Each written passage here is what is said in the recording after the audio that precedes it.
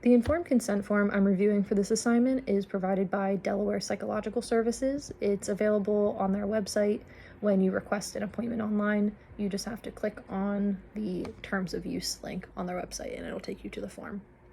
It does align generally in some aspects with the ACA Code of Ethics, especially in the section regarding confidentiality. They are very, very detailed in that section of the form, which also aligns with the Delaware State Board rules and regulations. On both of those websites, all of the information matched up and fortunately does align with the ACA Code of Ethics.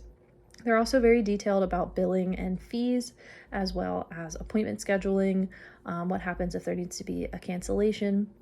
And the form also generally goes over the benefits of counseling. Unfortunately, there are some major issues. This form was only available in English when I tried to access it, which does violate a code of ethics that states that counselors use clear and understandable language when discussing issues related to informed consent. So unfortunately, if you were a client that didn't speak English, you might have to request a form in a different language through the website, which might delay your counseling. This form also only very briefly describes the risks of counseling, and they only describe them as side effects.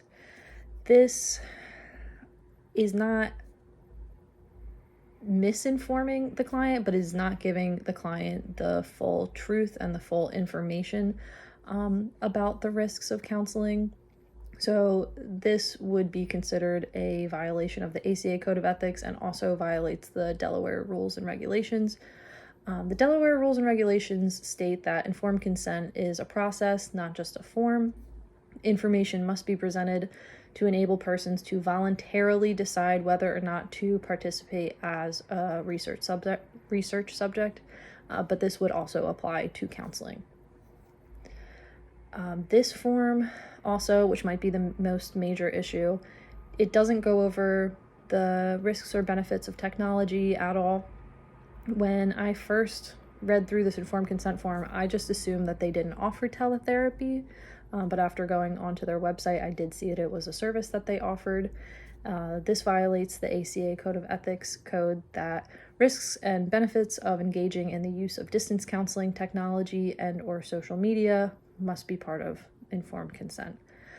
So unfortunately, there are a number of flags on this informed consent form that are also flagged on the Delaware Board Rules and Regulations website. In regards to my reaction, when I first reviewed the informed consent form, it struck me as serving the organization more than serving the actual client regarding informed consent. It did seem like more of a way of legally protecting the agency in case the client had a complaint or wanted to sue, just because it was so heavily focused on confidentiality, billing, and fees, rather than the benefits of therapy and the risks of therapy that would allow the client to have a more knowledgeable idea of what attending counseling would actually mean for them.